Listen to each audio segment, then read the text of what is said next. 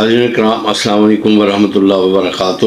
Abdul Basit every multi affair T V کی جانب سے آپ کی خدمت میں حاضر ہے اور آپ کو محبت بھرا سلام پیش کرتا ہے۔ ناظرین، آج ہم ایک بہت اہم موضوع پر گفتگو کرنے جا رہے ہیں۔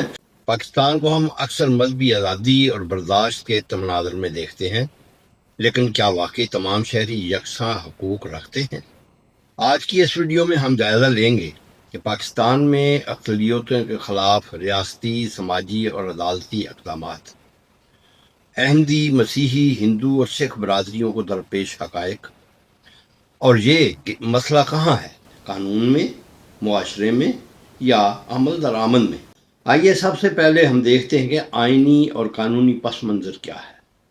پاکستان کا آئین بظاہر تمام شہریوں کو مذہبی آزادی دیتا ہے، لیکن عملی طور پر اقلیتوں کے لیے صورتحال مختلف ہے۔ 1974 میں احمدیوں کو آئینی طور پر غیر مسلم قرار دیا گیا۔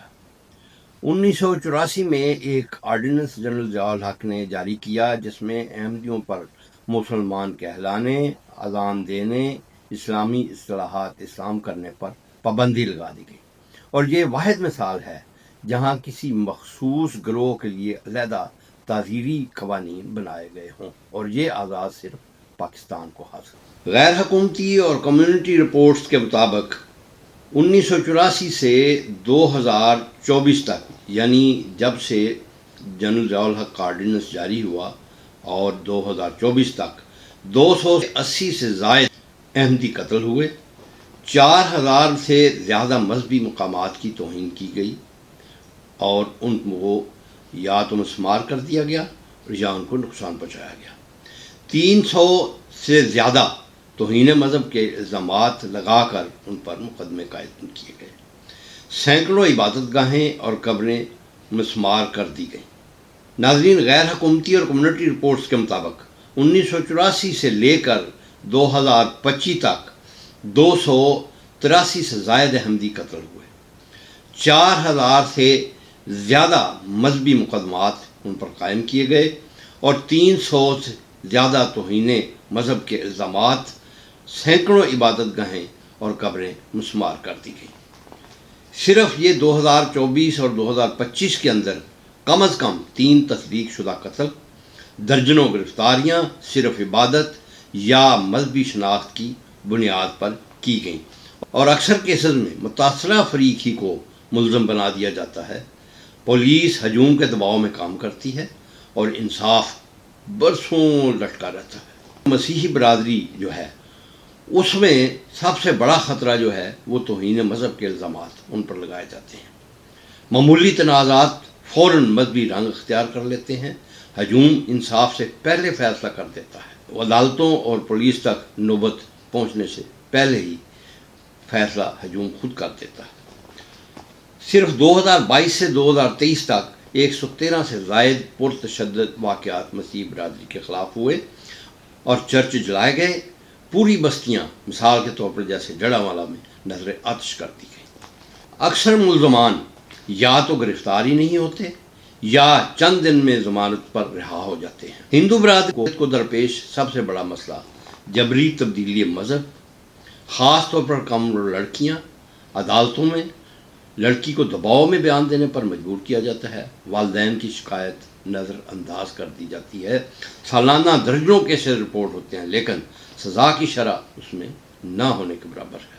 سکھ برادری اگرچہ تعداد میں پاکستان میں کم ہے، اس لیے وہ نفرت کا نشانہ بھی کم بنتے ہیں۔ اس کے علاوہ صرف ان کے خلاف ٹارگٹ کلنگ کے چند واقعات ہوئے ہیں یا مذہبی مقامات پر دھمکیاں دی جاتی ہیں۔ سکھوں کے بارے میں چونکہ حکومت پنجاب اور حکومت پاکستان دونوں کا گوشہ نرم ہے اور ان کے مقامات کی حفاظت اور تزئین و زیبائش وہ بھی بڑھ چڑھ کر کی جاتی ہے، اس لیے سکھ کمیونٹی عمومی طور پر پاکستان میں اپنے آپ کو محفوظ خیال کرتی ہے۔ پاکستان میں ان واقعات کے بارے میں ریاستی اور عدالتی رویہ جو ہے وہ بہت ہی تشویشناک ہے۔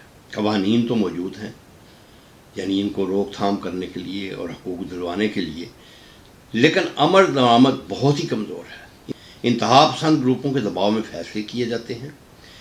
اصلاح قانون سے گریز کیا جاتا ہے، کیونکہ اسمبلی میں بھی بعض اراکین ان کو ایسی اجازت دے دی جاتی ہے یا ان کے اسمبلیوں کی بلڈنگز پر فیس پر ایسی آیات کنندہ کر دی گئی ہیں جو مذہبی جذبات کو بھڑکا دیتی ہیں۔ عدلیہ بعض کیسز میں ریلیف دیتی ہے مگر متنازع قوانین کو چیلنج نہیں کیا جا سکتا۔ ہجوم کے بیانے سے مکمل علیحدگی نہیں کی جا سکتی۔ نتیجہ اس کا کیا ہے؟ اقلیتوں کے خلاف اقدامات صرف انسانی حقوق کا مسئلہ نہیں ہے، یہ پاکستان کے آئینی، اخلاقی اور بین الاقوامی تشخص کا سوال ہے۔ جب تک قانون سب کے لیے برابر نہیں ہو جاتا اور مذہب کو سیاسی ہتھیار بنایا جاتا، تب تک یہ مسئلہ ختم نہیں ہو سکتا اور نہ ہی ہوگا۔ اگر آپ چاہتے ہیں کہ حکومت جو ہے وہ اس مسئلے کو حل کرے تو آپ کو بھی ہر فورم پر آواز اٹھانی پڑے گی، کیونکہ پاکستان کے شہری قائد اعظم کی بھی ان کے مطابق سب برابری کے حقدار ہیں، لیکن دیکھا یہ جاتا ہے کہ وہاں مذہبی قیادت یا مذہبی تشدد تو علیحدہ رہ گیا، وہاں تو سیاسی جماعتوں کے لیڈران کا ٹی وی اور میڈیا پر نام لینا بھی جرم بنا دیا گیا ہے۔ عمران خان کا نام آپ میڈیا پر نہیں لے سکتے ہیں، اسی طرح میڈیا پر آپ کسی مظلوم مذہبی کمیونٹی کے حق میں آواز بلند نہیں کر سکتے، کیونکہ ان کو دھمکیاں دے دی جاتی ہیں گروہوں کی طرف سے، ان کی بلڈنگوں کو نقصان پہنچایا جاتا ہے۔ ایک مثال صرف دیتا ہوں میں، اور وہ مثال ہے جو مبارک ثانی صاحب کا کیس ہے، جس میں سپریم کورٹ نے ان کو ضمانت پر رہا کیا، لیکن بڑی بڑی سیاسی پارٹیوں کے لیڈران چیمبر میں قاضی فائز عیسیٰ صاحب کے ساتھ ملے اور ان کو مجبور کر دیا کہ وہ اپنا فیصلہ جو ہے اس میں تبدیل کریں۔ ان حالات میں پاکستان کی ریاست جو ہے، اگر اس کا شمار دنیا میں انصاف میں 139ویں نمبر پر ہوتا ہے تو اس پر کسی کو حیرانگی نہیں ہونی چاہیے۔ ناظرین، اب میں آپ کے سامنے غیر حکومتی اداروں، انسانی حقوق کی تنظیموں اور خدا احمدیہ کمیونٹی نے بعض مرتبہ عدد و شمار اور ریسرچ رپورٹیں جاری کی ہیں جو پاکستان میں احمدیوں کے خلاف تشدد، قانونی کیسز اور دیگر امتیازی سلوک کے بارے میں ہیں۔ یہ اعداد سرکاری ڈیٹا سے مختلف اور زیادہ تفصیلی طویل عرصے پر مبنی ہو سکتے ہیں۔ یہ اعداد بنیادی طور پر 1984 سے لے کر 2023 تک ہیں، جو national commission for human rights اور احمدی سورسز سے لیے گئے ہیں۔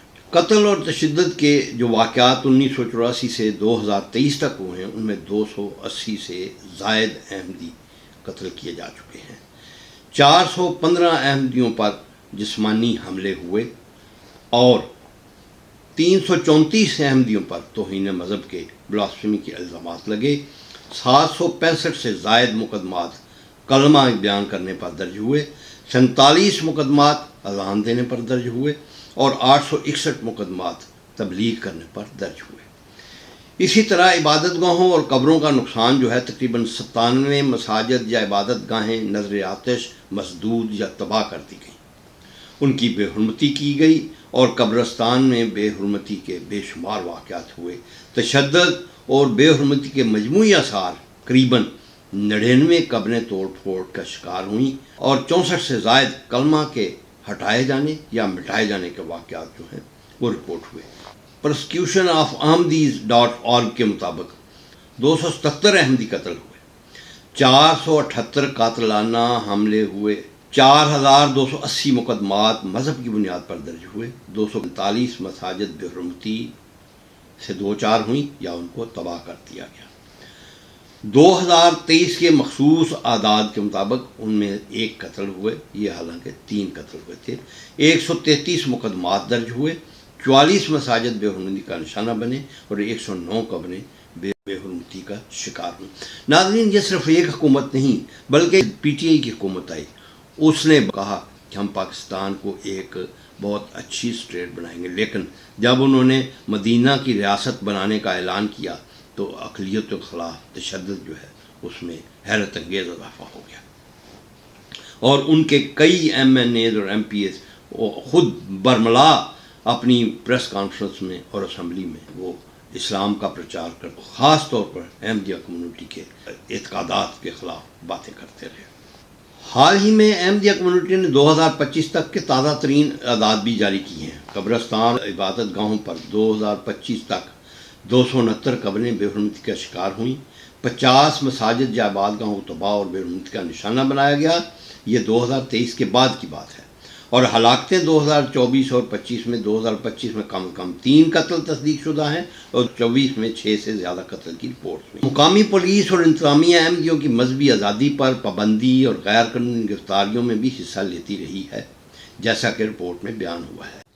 اگر آپ چاہتے ہیں کہ قانون کی حکمرانی ہو، مذہبی ہم آہنگی ہو اور ایک محفوظ پاکستان بنے اور ملک سب مل کر ترقی کی راہ پر ڈالیں، تو اس ویڈیو کو شیئر کریں، رائے دیں اور اپنی گفتگو کو اپنے ارد گرد زندہ رکھیں۔